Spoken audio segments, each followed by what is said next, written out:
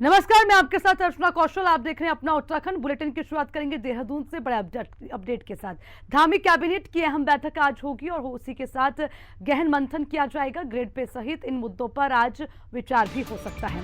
मुख्यमंत्री पुष्कर सिंह धामी की अध्यक्षता में ये बैठक होनी है। सुबह 11 बजे का समय तय है। सचिवालय में धामी कैबिनेट की बैठक होगी और सूत्रों ने ये भी बताया कि बैठक में पुलिस कांस्टेबल और हेड कांस्टेबलों के ग्रेड पे विवाद, पर्यटन से जुड़े व्यवसायियों की राहत और हेडमास्टर्स को प्रधानाचार्यों के पदों में प्रमोशन में शिथिलता देने और उसी के साथ फॉरेस्ट गार्ड भर्ती सेवा नियमावली में संशोधन समेत कई महत्वपूर्ण प्रस्तावों को हरी झंडी आज मिल सकती है। बैठक खत्म होने के बाद शासकीय प्रवक्ता सुबोध उनियाल सचिवालय मीडिया सेंटर में ब्रीफिंग करेंगे। ये पूरा अपडेट आपको दे रखे हैं धामी कैबिनेट की अहम बैठक, और इस बैठक में गहन मंथन होगा। मुद्दे क्या होंगे उसको लेकर लगातार अपडेट आपको दे रहे हैं। ग्रेड पे सहित तमाम महत्वपूर्ण मुद्दों को लेकर आज गहन मंथन किया जाएगा। 11 बजे का समय तय है। सचिवालय में धामी कैबिनेट की बैठक होगी और इसमें पुष्कर सिंह धामी की अध्यक्षता में ये बैठक होगी। नए मुख्यमंत्री पुष्कर सिंह धामी जो लगातार एक्शन में नजर आ रहे हैं, आज उन्हीं की अध्यक्षता में सचिवालय में 11 बजे कैबिनेट की बैठक होने जा रही है। कई महत्वपूर्ण मुद्दे हैं जिसको लेकर लगातार अपडेट आपको दे रहे हैं। सबसे पहले ग्रेड पे की बात करें और ये एक महत्वपूर्ण मुद्दा है, इसको लेकर चर्चा की जाएगी। हालांकि तमाम मुद्दों में चर्चा के बाद सचिवालय में ब्रीफिंग करेंगे शासकीय प्रवक्ता सुबोध उनियाल, और आपको ये भी बताएं कि सेवा नियमावली में संशोधन को लेकर चर्चा होगी, फॉरेस्ट गार्ड भर्ती को लेकर चर्चा होगी।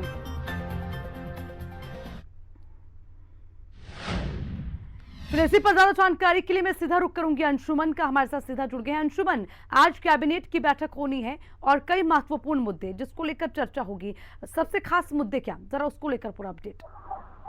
अगर आपको हम बताएं तो पहले से ही प्रस्तावित थी आज की कैबिनेट बैठक, और कैबिनेट बैठक में मुख्यमंत्री जी की अध्यक्षता में आज कैबिनेट बैठक होनी है। कुछ महत्वपूर्ण मुद्दे हैं, जैसे पुलिस के गेट पे का मामला, जिसको लेकर अभी एक दिन पहले जो है गांधी पार्क में पुलिस के परिजन वहां पर आए और प्रदर्शन किया, तो उसको लेकर एक अहम मुद्दा है ग्रेड पे का। और उसके बाद अगर बात करें जिस तरीके से जो है कल बिजली कर्मचारी ने हड़ताल किया, तो वो भी एक मुद्दा बन सकता है जो कैबिनेट में आएगा। और उसके साथ साथ अगर हम बात करें फॉरेस्ट भर्ती का, तो उसका भी मुद्दा जो है, ऐसा सूत्रों के हवाले से खबर है कि शायद इस पर भी चर्चा हो सकती है। ऐसे बहुत सारे ऐसे मुद्दे हैं जिसकी आज कैबिनेट में बैठक के बाद जो है उस मुद्दों पर चर्चा होगी। और जैसे ही कैबिनेट बैठक खत्म होगी, सुबोध उनियाल जी प्रेस कॉन्फ्रेंस करेंगे और उसके बाद पता लगेगा क्या अहम मुद्दे जो है जिस पर चर्चा हुई कैबिनेट में। ठीक है, बने रहिएगा, वापस लौटूंगी आपके पास। उत्तराखंड के मुख्यमंत्री पुष्कर सिंह धामी ने सरकारी मुख्यमंत्री आवास में गृह प्रवेश कर उसके मिथक को तोड़ दिया, जिसमें यह कहा जाता था कि सीएम आवास में रहने वाले मुख्यमंत्री अपना कार्यकाल पर नहीं कर पाते हैं, यानी कि अपना कार्यकाल पूरा नहीं कर पाने को लेकर लगातार बातें उठती रही हैं। सरकारी मुख्यमंत्री आवास को अशुभ माना जाता था, तो मुख्यमंत्री पुष्कर सिंह धामी ने न सिर्फ जो है मिथक तोड़ा, बल्कि मुख्यमंत्री आवास में सावन के पहले सोमवार पर भगवान शिव की पूजा अर्चना भी की और गौशाला में जाकर गौ माता का आशीर्वाद भी लिया। मुख्यमंत्री धामी ने राज्यपाल बेबी रानी मौर्य से भी मुलाकात की। उन्होंने आवास को लेकर कहा कि मैं कर्म में विश्वास रखता हूं और वर्तमान में जीता हूं। मैंने न भूतकाल की चिंता की और न जो है प्रायश्चित की चिंता की है। भविष्य में क्या होगा उसकी चिंता क्यों की जाए। मुख्यमंत्री धामी ने यह भी कहा कि इतने संसाधन उसमें लगे हैं तो राज्य का जो भी मुखिया हो उसे वहीं पर रहना चाहिए। आपको ये भी बताएं कि मुख्यमंत्री आवास को लेकर कई मिथक लगे हैं जिनको तोड़ने का काम पुष्कर सिंह धामी ने किया। मैं चूँकि आज ऐसे स्थान पर हूँ जो हमारा देश की अदम्य साहस और वीरता का परिचय जिन्होंने दिया है, जो हमारे लिए प्रेरणा के कारण हमेशा थे, हमेशा रहेंगे, तो मैं हमेशा कर्म पर विश्वास करता हूँ। और मैंने कहा है कि मैं हमेशा वर्तमान में जीने पर विश्वास करता हूँ।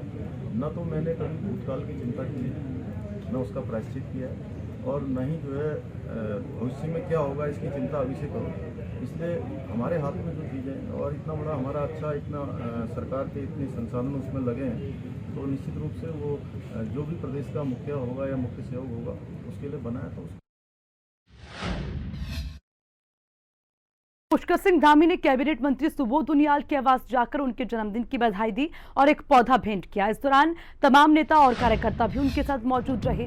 कैबिनेट मंत्री सुबोध उनियाल का जन्मदिन, मुख्यमंत्री पुष्कर सिंह धामी ने कैबिनेट मंत्री सुबोध उनियाल के आवास पर जाकर ही उन्हें बधाई दी है और बधाई के साथ साथ ही भेंट किया एक पौधा, क्योंकि पर्यावरण को लेकर लगातार तमाम दिग्गज जनता को भी संदेश देते रहे हैं। तो ये भी कहीं ना कहीं एक संदेश देने का काम प्रदेशवासियों को मुख्यमंत्री पुष्कर सिंह धामी ने किया। तस्वीरें आपके साथ लगातार साझा कर रहे हैं। सुबोध उनियाल का आज जन्मदिन, मुख्यमंत्री ने बधाई दी, पौधा भेंट किया, तस्वीरें आपको दिखा रहे हैं।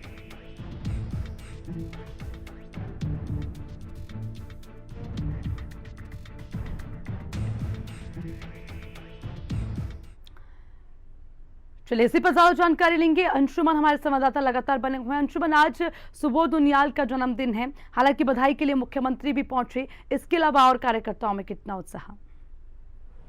जी बिल्कुल, आज कैबिनेट मंत्री सुबोध उनियाल जी का जन्मदिन है और कल देर रात मुख्यमंत्री पुष्कर सिंह धामी उनके आवास यमुना कॉलोनी पहुंचे और वहां पर उन्होंने न कि उनको बधाई दी, उसके साथ साथ केक काटा और सुबोध उनियाल जी को केक खिलाया। सुबोध उनियाल जी ने जो है मुख्यमंत्री जी को केक खिलाया और कहीं ना कहीं बहुत पहले से कयास लगाए जा रहे थे कि जब मुख्यमंत्री का अपना पदभार संभाला था पुष्कर सिंह धामी ने, तो कहीं ना कहीं सुबोध उनियाल जी थोड़ा सा नाराज चल रहे थे। तो एक प्रकार से एक प्रयास ये भी है कि जो है अपना एक सही तरीके से मंत्रिमंडल के हिसाब से एक अपना जो है सही तरीके से मार्गदर्शन किया जाए और जिस तरीके से वो एक सीनियर व्यक्ति हैं तो उनके साथ समन्वय बैठाया जाए। तो इसके लिए मुख्यमंत्री पुष्कर सिंह धामी कल पहुंचे और उन्होंने उनको जो है पौधा भेंट किया और उसके साथ साथ जो है उनको बधाई दी। ठीक है अंशुमन, शुक्रिया जानकारी के लिए, बने रहिएगा, वापस लौटूंगी आपके पास। उत्तराखंड सरकार में मंत्री यशपाल आर्य की परिवहन विभाग संग बैठक हुई। विधानसभा दोपहर 3 बजे के बाद परिवहन विभाग संग बैठक। मंत्री यशपाल आर्य तमाम अधिकारियों को खास दिशा निर्देश देंगे। ये बड़ा अपडेट आपको दे रखे हैं। आज एक महत्वपूर्ण बैठक होने जा रही है विधानसभा में। दोपहर 3 बजे के बाद परिवहन विभाग संग ये बैठक होगी और इस बैठक में मंत्री यशपाल आर्य तमाम अधिकारियों के साथ बैठक करेंगे। अधिकारियों को खास दिशा निर्देश देने के काम किए जाएंगे। परिवहन विभाग संग ये बैठक होगी उत्तराखंड सरकार की। विधानसभा में दोपहर 3 बजे ये बैठक होनी है। सबसे बड़ी बात ये कि परिवहन विभाग के साथ तमाम महत्वपूर्ण मुद्दों को लेकर चर्चा होगी, मंथन किया जाएगा और उसी के साथ अधिकारियों को खास दिशा निर्देश देने का काम भी इस बैठक के बाद किया जाएगा। उत्तराखंड सरकार में मंत्री यशपाल आर्य ये बैठक करेंगे और उसी के साथ परिवहन विभाग संग ये बैठक होगी। परिवहन विभाग के तमाम अधिकारियों के साथ ये बैठक होगी। उनके साथ चर्चा के बाद अधिकारियों को निर्देश देने का काम भी यशपाल आर्य करेंगे। 3 बजे का समय तय है। 3 बजे के बाद तकरीबन ये बैठक मानी जा रही है की जाएगी परिवहन विभाग की और काफी महत्वपूर्ण होगी क्योंकि इसमें परिवहन विभाग से जुड़े हुए तमाम महत्वपूर्ण मुद्दों को लेकर चर्चा की जाएगी। परिवहन विभाग को लेकर जिस तरह से थोड़ा सा परिवर्तन कोरोना काल में हुआ है और उसमें अब कुछ ना कुछ और परिवर्तन की उम्मीद, उसी के साथ परिवहन विभाग के साथ चर्चा कर अधिकारियों को आगे के खास निर्देश दिए जाएंगे। इसी पर ज्यादा जानकारी के लिए मैं अंशुमन का रुख करूंगी। अंशुमन, आज परिवहन विभाग संग महत्वपूर्ण बैठक होनी है, जरा अपडेट दें, कौन से महत्वपूर्ण मुद्दों को लेकर चर्चा? जी बिल्कुल, अगर हम आपको बताएं तो यशपाल आर्य जी की आज जो है जो परिवहन विभाग के अधिकारी हैं उनके साथ आज बैठक है। और अगर आपको हम एक परिवहन विभाग के बारे में बताएं तो जिस तरीके से कोविड के दौरान और अभी तक जो है परिवहन को लेकर समस्याएं आ रही थी, बसों का संचालन सही तरीके से नहीं हो पा रहा है और उसके साथ साथ जो रोडवेज कर्मी हैं उनके जो है वेतन को लेकर बहुत पहले से जो समस्याएं आ रही हैं। और अगर हम आपको बताएं तो पहले से ही ये जो रोडवेज कर्मी है और उसके साथ साथ जो रोडवेज ये है, इसको ये पूरा प्रॉपर जो है घाटे में चल रहा है। तो इसको लेकर जो है आज मंत्री जी की बैठक है और जो अधिकारियों को जो है इस पर कुछ निर्णय लेंगे मंत्री जी। और उसके साथ साथ जो है अगर आपको हम बताएं तो आगे आने वाले समय में कि किस तरीके से इसका संचालन सही तरीके से किया जाए, रोडवेज कर्मी किसी प्रकार से उनकी नाराजगी ना हो और उनको सैलरी सही से दी जाए, इस पर आज जो है विचार विमर्श किया जा सकता है और निर्देश दिया जा सकता है। यानी कि कुल मिलाकर कोरोना काल में जो प्रभाव पड़ा, संचालन को लेकर बात हो, घाटे को लेकर बात हो, उन तमाम चीजों को लेकर आज होगी चर्चा। ठीक है अंशुमन, बने रहिएगा, मैं वापस लौटूंगी आपके पास। खबरों में आगे बढ़ते हुए देहरादून से एक और बड़ा अपडेट। कांग्रेस नवनियुक्त प्रदेश अध्यक्ष गणेश गोदियाल आज पदभार संभालेंगे। आज अपनी जिम्मेदारी संभालेंगे गणेश गोदियाल। बस थोड़ी ही देर में दिल्ली से जॉली ग्रांट एयरपोर्ट पहुंचेंगे और उसी के साथ शहीद स्थल जाकर शहीद राज्य आंदोलनकारियों को श्रद्धांजलि भी दी जाएगी। कांग्रेस भवन में गणेश गोदियाल के आगमन पर स्वागत समारोह होगा। कांग्रेस की हाईकमान ने गणेश गोदियाल को प्रदेश अध्यक्ष की जिम्मेदारी सौंपी है। गणेश गोदियाल के साथ 4 कार्यकारी अध्यक्ष भी बनाए गए हैं। देहरादून में कांग्रेस के नवनियुक्त प्रदेश अध्यक्ष गणेश गोदियाल पदभार आज संभालने वाले हैं, यानी कि अपनी पूरी जिम्मेदारी आज वो संभालेंगे। कांग्रेस भवन में उनके आगमन पर पूरा स्वागत को लेकर तैयारियां पूरी हैं। स्वागत समारोह होगा। कांग्रेस हाईकमान ने कुछ दिन पहले गणेश गोदियाल की प्रदेश अध्यक्ष पद की जिम्मेदारी उन्हें सौंपी। उसके साथ ही 4 कार्यकारी अध्यक्ष भी उनके साथ बनाए गए। प्रदेश अध्यक्ष बनने के बाद से ही गोदियाल दिल्ली में ही हैं और आज वो देहरादून आ रहे हैं। आज देहरादून आकर अपना पदभार संभालेंगे। देखिए, प्रदेश अध्यक्ष को लेकर भी जहां लगातार अटकलें लगती रहीं, काफी लंबे इंतजार के बाद ये फैसला लिया गया और ये जिम्मेदारी गणेश गोदियाल को दी गई है। तो आज गणेश गोदियाल अपनी जिम्मेदारी को संभालने, यानी कि अपने पदभार को संभालने के लिए पहुंचेंगे। कांग्रेस भवन में गणेश गोदियाल के स्वागत को लेकर तैयारियां पूरी हैं। स्वागत समारोह होगा और उसी के साथ कांग्रेस हाईकमान ने अब ये पूरी जिम्मेदारी उनके हाथ में देने की तैयारी कर ली है।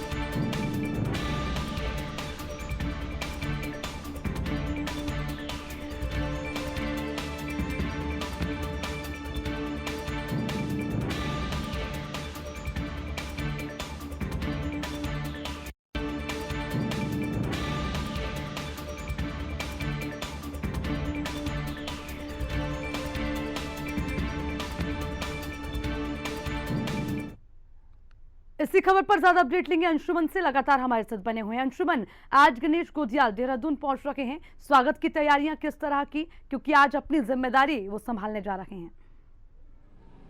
जी बिल्कुल, अगर हम आपको बताएं तो कार्यकर्ताओं में खासा उत्साह और उसके साथ साथ जो प्रदेश कार्यालय है कांग्रेस का जो है वहां पर संपूर्ण तैयारियां कर ली गई हैं। जो है स्वागत समारोह की तैयारियां हो चुकी हैं। कार्यकर्ताओं में खासा उत्साह दिख रहा है और आज जो है प्रदेश अध्यक्ष गणेश गोदियाल जी आज जो है दिल्ली से अभी पहुंचेंगे देहरादून और लगभग 3 बजे का समय फिक्स किया गया है, ऐसी जानकारी मिली है और उस समय पर जो है वो पदभार संभालेंगे।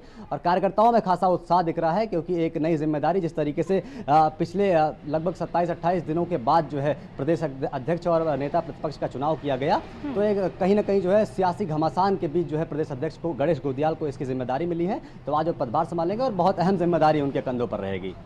ठीक है, यानी कि अंशुमन आज बड़ी जिम्मेदारी संभालने के साथ साथ ही 3 बजे का समय तय है। ठीक है, आप नजर बनाए रखेगा अंशुमन, मैं वापस लौटूंगी आपके पास।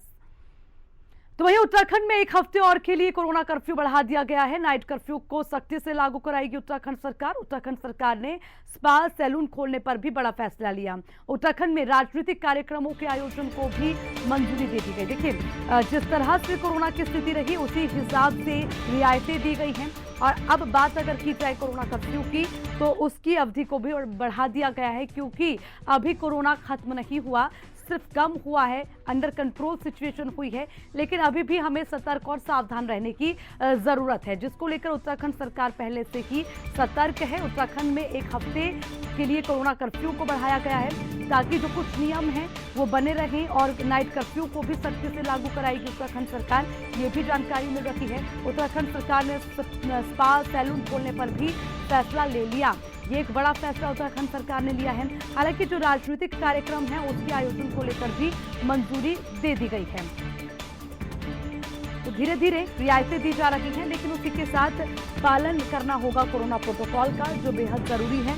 2 गज की दूरी, मास्क जरूरी, सोशल डिस्टेंसिंग का ख्याल रखना, सैनिटाइज करते रहना, ये तमाम ऐसी चीजें हैं जो हमारी दिनचर्या में, हमारे जहन में और हमारी रोजमर्रा की जिंदगी में हमें लानी चाहिए। खासकर उत्तराखंड की हम बात करें, स्थिति बीच में जब कुंभ हुआ उसके बाद काफी आंकड़े सामने आए थे, लेकिन अब उसके बाद से अब तक स्थिति अंडर कंट्रोल है। चलिए, इसी पर ज्यादा अपडेट लेंगे। अंशुमन लगातार हमारे साथ बने हुए हैं। अंशुमन, उत्तराखंड में कोरोना कर्फ्यू की अवधि को बढ़ा दिया गया, जरा जानकारी दें। कर्फ्यू बढ़ाने के साथ साथ रियायतें क्या क्या मिली हैं?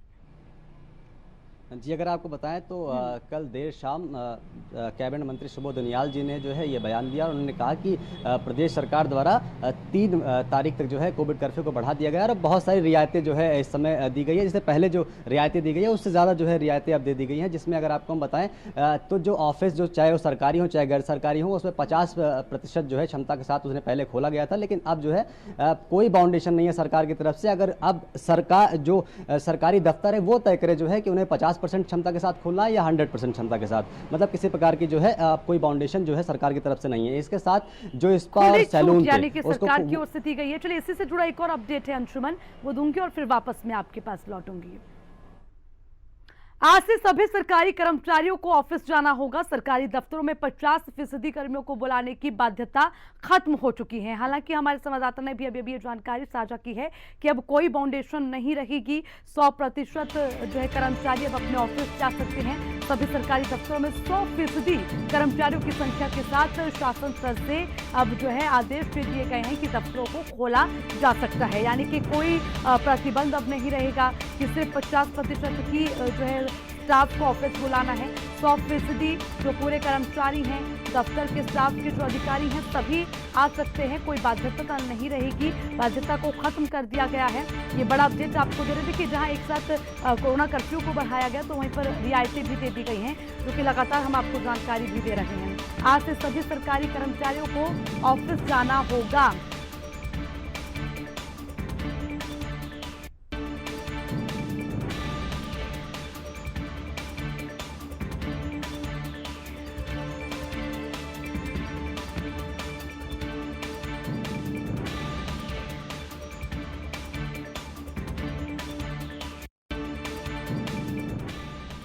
अंशुमन, जहां पर नाइट कर्फ्यू बढ़ाया गया तो वहीं पर कुछ रियायतें दी गई हैं, जिसको लेकर आपने अपडेट भी दिया। जरा जानकारी और आपसे लेंगे।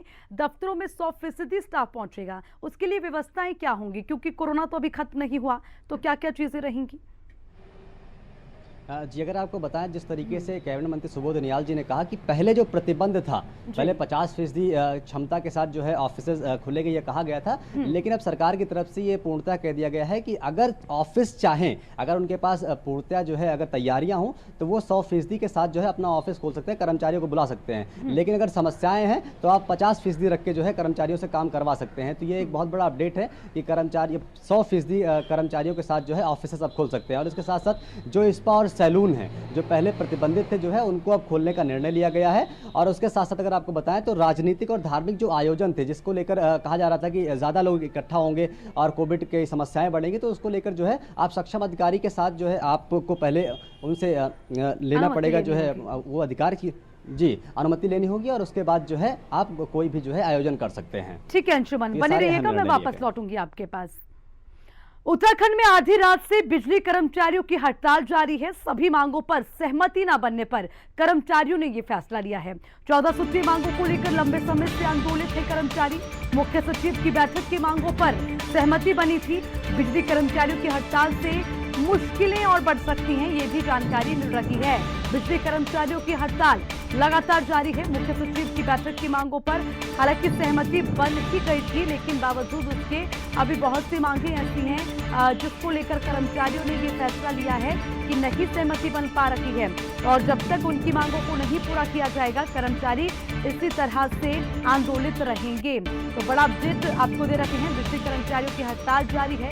और अभी ये भी जानकारी मिल रही है कि अगर इसी तरह से कर्मचारी हड़ताल करते रहे तो एक और बड़ी परेशानी पैदा हो सकती है। मुश्किलें कर्मचारियों की हड़ताल से बढ़ सकती हैं। चलिए, इसी पर ज्यादा जानकारी के लिए मैं अंशुमन का रुख करूंगी, लगातार हमारे साथ बने हुए। अंशुमन, बिजली कर्मचारियों ने हड़ताल की है। उनका ये कहना है कि कुछ ऐसी मांगे जिस पर सहमति बनी, लेकिन कुछ मांगों पर अभी तक सहमति नहीं बन पा रही है। तो क्या कुछ कहना, क्या अपडेट आपके पास? जी बिल्कुल, अगर आप बताएं तो बिजली कर्मचारी ने जिस तरीके से 12 बजे से जो है हड़ताल की, उनकी लगभग 14 सूत्रीय मांग है, जिसमें ये कहा गया है कि जो एसीपी जो पुराने नियम थे जो है उस हिसाब से जो है उसको बहाल किया जाए। और इसके साथ साथ जो संविदा कर्मी हैं, मतलब अगर आज जो भी कार्य करवाया जा रहा है उसके हिसाब से उनको पेमेंट दी जाए। ये 2-3 एक अहम मांग है। और उसके साथ साथ 14 सूत्रीय मांग जो है उन्होंने मुख्य सचिव के सामने रखी थी। और उसके साथ साथ आज कैबिनेट बैठक है, इस पर भी निर्णय लिया जा सकता है। तो ये एक, क्योंकि अगर बिजली कर्मचारी जाते हैं हड़ताल पर तो इससे आम जनता को समस्याएं बहुत ज़्यादा होंगी। तो ये बहुत अहम होगा आने वाले समय में। ठीक है, यानी कि कुछ उम्मीद है कैबिनेट की बैठक होगी तो उसमें बिजली कर्मचारियों की मांगों को लेकर भी विचार मंथन किया जा सकता है। ठीक है अंशुमन, बने रहिएगा, वापस लौटूंगी। खबरों में आगे बढ़ते हुए मौसम से जुड़ा अपडेट आपको दे दें। आज भी उत्तराखंड के 5 जिलों में मौसम का रेड अलर्ट जारी है। पिथौरागढ़, बागेश्वर, नैनीताल, पौड़ी और देहरादून में रेड अलर्ट जारी किया गया है। मौसम विभाग ने कहा 23 जुलाई तक भारी बारिश की संभावना है, इसलिए लोगों को पहले से ही लगातार चेतावनी दी जा रही है। सचेत किया जा रहा है। मौसम से जुड़ा हर अपडेट मौसम विभाग की ओर से दिया जा रहा है ताकि लोगों को भी जानकारी रहे, वो सचेत रहें, सावधान रहें। पहाड़ों में खासकर जब बारिश होती है तो परेशानियां बहुत ज्यादा बढ़ जाती हैं। लैंडस्लाइड का होना, रास्तों का बंद हो जाना, चट्टानों का दरकना, ऐसी बहुत सी चीजें होती हैं जिससे दुर्घटनाओं के बढ़ने का भी खतरा रहता है। इसलिए मौसम विभाग पहले से ही ये संभावना जता रहा है कि 30 जुलाई तक बारिश जैसा मौसम रहेगा। लगातार बारिश हो सकती है। आज भी 5 जिलों में अलर्ट जारी किया गया है, जिसमें पिथौरागढ़, बागेश्वर, नैनीताल, पौड़ी और देहरादून शामिल हैं। और 30 जुलाई तक ऐसे ही भारी बारिश की संभावना है, यानी कि अभी मौसम के बदलने की कोई उम्मीद नहीं है, बारिश से राहत की कोई उम्मीद नहीं है। तो ये कहा जा सकता है कि अभी पहाड़ों में आफत की बारिश बरसती रहेगी। और पहाड़ों की हम बात करें तो बारिश की वजह से काफी लोगों को परेशानियां झेलनी पड़ी हैं। रास्ते बंद हो गए, लंबी लंबी कतारों में लगना पड़ गया और उसी के साथ चट्टानें दरक गई, तो घरों को भी काफी नुकसान हुआ। चलिए ज्यादा अपडेट अंशुमन से लेंगे, लगातार हमारे साथ अंशुमन बने हुए हैं। अंशुमन, मौसम लगातार बदलता नजर आ रहा है और उसी के साथ अलर्ट भी जारी कर दिया गया है। जरा आपसे समझेंगे क्या क्या परेशानियां लोगों को झेलनी पड़ रही है, अभी कब तक उम्मीद है कि मौसम इसी तरह का रहेगा? जी, मौसम विभाग के अलर्ट के अनुसार अगर आपको हम बताएं तो 30 तारीख तक मौसम विभाग का अलर्ट है और 30 तारीख तक भारी बारिश होने की संभावना है, जिसमें 3 दिन अहम था, जिसमें आज भी एक अहम दिन है जो भारी बारिश की आशंका जताई गई है। 4-5 जिले ऐसे हैं जहां पर भारी बारिश की आशंका जताई, जिसमें देहरादून भी है और उसके साथ साथ खास करके पहाड़ी क्षेत्र जैसे पिथौरागढ़, नैनीताल, पौड़ी जनपद जो है, ये सारे ऐसे जिले हैं जहाँ पर भारी बारिश हो सकती है और खास करके पहाड़ी क्षेत्रों में समस्याएं ज़्यादा होती हैं। पिछले 2-3 दिनों से भारी बारिश हुई, खास करके देहरादून और उसके बाद नैनीताल, पिथौरागढ़, इन सब जिलों में जो है भारी बारिश पहले भी हुई और आने वाले समय में भी जो है भारी बारिश की संभावना मौसम विभाग द्वारा जताई गई है। तो आम जनजीवन अस्त व्यस्त हो जाता है वैसे ही अगर जब बारिश होती है, क्योंकि जब चट्टानें दरकती हैं, मलबे बाहर आ जाते हैं, रोड प्रतिबंधित हो जाती हैं, तो आम जनजीवन अस्त व्यस्त हमेशा हो जाता है। लगातार प्रशासन प्रयास कर रहा है कि इन समस्याओं से निपटारा किया जाए। ठीक है, कोशिश रहेगी कि क्या क्या प्रावधान हो उसको लेकर भी लगातार प्रयास किए जा रहे हैं। ठीक है अंशुमन, खबरों पर नजर बनाए रखिएगा, शुक्रिया तमाम अपडेट के लिए। इसी के साथ बुलेटिन में फिलहाल के लिए इतना ही। हिंदी खबर पर खबरों का सिलसिला लगातार जारी है, देखते रहिए हिंदी खबर।